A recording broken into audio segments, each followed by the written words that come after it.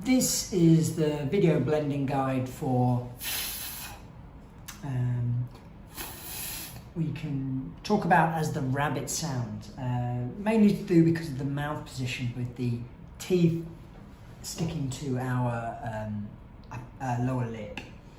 The card's quite exaggerated. Of course, we don't really form the sound by, clenching our teeth over our lip, but in terms of making it memorable and useful for students of the age group we're looking at, the exaggeration can be quite helpful. So,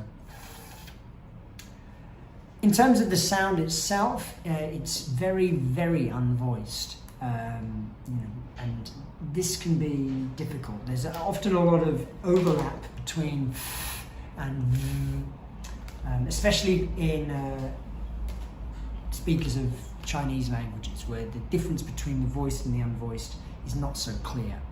So early on, there may be some issues that you come into with this being or something between the two. So this is,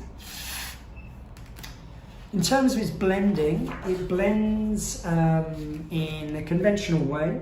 We can use the pipe and the kinesthetic support of our finger going through the pipe. So fa, fa, fo, fi, fe, like this.